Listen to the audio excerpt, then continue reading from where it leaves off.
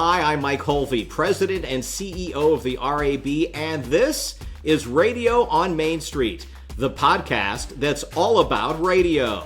Recently, we attended the NAB Show in Las Vegas. During that time, we had the opportunity to sit down with thought leaders from the industry and talk about their plans for the future, how they're collaborating with the RAB, focused on advertiser outcomes, as well as ideating with fellow broadcasters as this industry continues to transform. We want to thank our friends at Inco and Benstown for allowing us to bring the Radio on Main Street podcast booth to the NAB Show exhibit floor yet again this year. Well, in the 6th episode of our series, you will hear a conversation that I had with one of radio's greatest advocates, Pierre Bouvard, the Chief Insight Officer at Westwood One and Cumulus Media. In this timely conversation, Pierre hits on some key topics, including advertising and economic uncertainty, creative best practices, and how the industry is collaborating on changing advertiser perspectives. Thanks to our great friends at Inco, we are here in a virtual but real world. Pierre Bouvard from Westwood One and Cumulus is joining us. He is the guru of insights. And Pierre, at this conference, I've heard it more than once because I'm the one that has said it. At some point, for all of the work that you have been doing and all of the work that you are going to do on behalf of the radio broadcast industry, there will come a time when you will win a Nobel Peace Prize or a reasonable facsimile thereof from the radio industry. Thank you for all that you've been doing for our amazing industry, and we are at a time when we truly are better together and we're working together, right. And the work that you're doing and others has really made a lot of that possible. Well, Mike, I have to tell you, we have at Westwood One an unbelievable ad sales research and insights team led by Lauren Vetrano and Justin Thomas, and they are unbelievable at working with advertisers and agencies and telling radio stories. So it's really fun to work with such a great team. Well, telling radio story is something that you've been very good at for a very long period of time. I'm going to ask you during our discussion, but not just yet, to share the Pierre Bouvard story. You know, it may be a major motion picture.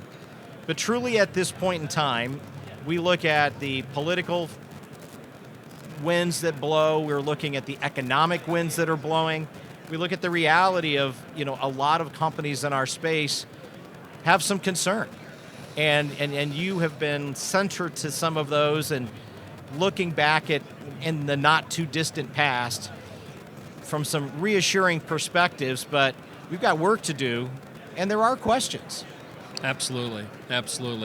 So, when it's a time of economic uncertainty and anxiety, one of the easiest questions to ask is, should I pull back my advertising? Should I dial it down? Should I stop?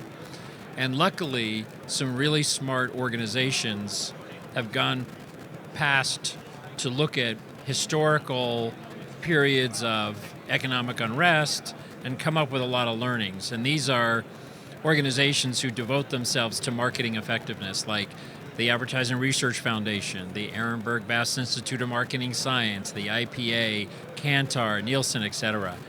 And we've kind of looked at all of this work that they've done, and they have come back with kind of like 7 recommendations for advertisers during a time of economic uncertainty.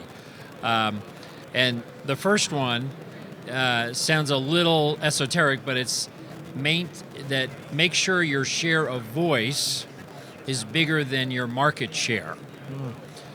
So what does that mean? So imagine you're a furniture store and you're in a market and there's about $100 million of furniture sales and you do about $10 million, so you've got about a 10 share. And in terms of advertising, there's about maybe, let's say, $10 million of advertising in the category, and you have about $1 million ad budget for your chain in your town. So you have about a 10% share of voice, which is my spend over market spend, or my gross rating points over market gross rating points, or whatever. And your market share is about 10%, so you're kind of balanced. And what the gurus say, that if you have a share of voice that's about the same as your market share, you're spending just enough to be stable. Not going to grow, but you're not going to erode. But if you underspend your share, that is a prediction that your business will erode in revenue. If you overspend your share, that is a predictor of growth. And so during times of economic uncertainty, it's good to say, okay, how much spending is going on in my category? What am I spending? What's my share of voice? What's my market share? And so if you have a 10% market share and your share of voice is 12, so you're just overspending, getting a little bit of extra share of voice, that is a way to kind of grow when the market grows. And so that's kind of like the first recommendation. And now, you have to check it monthly because competitors might come in, might come out. You might have a situation where the whole category slows down spending, and if you maintain, your share of voice could go to a 15 or to a 20. It accelerates. Which makes you a really big presence in the market and predicts future growth. So that's kind of like the first recommendation. Pulling back is not on that list yet. No. The World Advertising Research Council, WARC, says continue to advertise because they say it can take up to 5 years to recover from going dark. And the Ehrenberg Bass Institute of Marketing Science, and their scientists over there, look at small, medium, and big brands that have cut spend. If you're a big, giant brand, you can coast for a year or two, and then things start to go south. If you're a medium brand, you can coast for maybe about a year, and then things go south. If you're a small brand, a small retailer, things get ugly pretty quick in terms of your business. So if you're on the smaller side, really hang in there, keep advertising to maintain what you've got. The other thing is there's always a pickup. There's always a point where things come back, and if you've been brand building all the way through, then people are going to turn to you because you have to be known before you're needed. I love that phrase. You use it a lot. You think about human nature, and we're going to continue with the list, but you think about human nature, and when you see these slowdowns, and you immediately go into almost a protectionist mode, right? And our local sellers who are watching this, and our local managers who are watching these things happen, and the local advertisers who are pulling back, they need some comfort.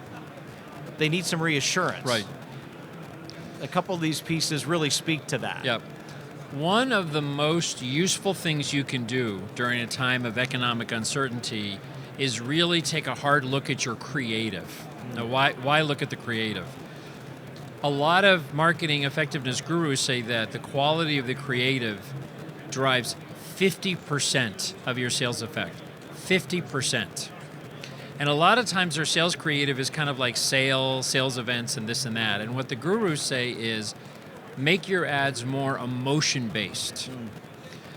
Make people feel something, whether it's a lump in the throat, laughter, surprise, happiness. And what they say is with the same budget, or even a budget that's a little bit smaller, if you make your creative more emotional and more brand building, you can actually make your money work harder for you. And there's a lot of empirical evidence that if you look at rational copy, which is like facts and figures and here's the sale, and then emotional copy, which makes you feel something, that emotional copy works better across every possible brand equity dimension like awareness, favorability, intention to purchase, but also across hard-edged business outcomes like price sensitivity, sales, share growth, loyalty, things like that. So focus on the creative and make it more emotional. You look back over time, let's say 9/11 and deep economic times. The Great Recession, 2 years that people were very, very concerned. And then the pandemic. But now we're in a little bit of a time here where people may look back at this time and start comparing it to the last three that I just mentioned. Yeah, one of the things I remember very clearly that there was a lot of predictions in 2010. What do we think auto sales are going to be? And, it was a +2, +1, +3. And 2010 ended up being like an explosion in sales. I think it was like high single digits or something like that. So a lot of times the recovery comes unexpectedly, and it sometimes comes back roaring. And that's why you really need to think about, so there's brand building advertising, which makes me feel something, then there's sales event stuff. Keep going on that brand building, because when things come back, and they often come back quick, you want to have built up really strong positive memories with your customers. Here's an interesting local auto statistic. Scarborough looked across 400,000 questionnaires, and there's a question they ask, which is, if you were to shop for a new or used car, name a place you would go. Could be CarMax, could be a local dealer. 36% of Americans could not name one retailer. 36%. So your dealership has probably been in the market for many years. You think you're famous. You think everybody knows and loves you. But what we found is that in every city, new people arrive all the time. And so, yes, people that have been in the market for 20 years know your dealer, but people that have been there like 10 to 20 years, not as much. 5 to 10 years, not as much. 0 to 5 years, not as much.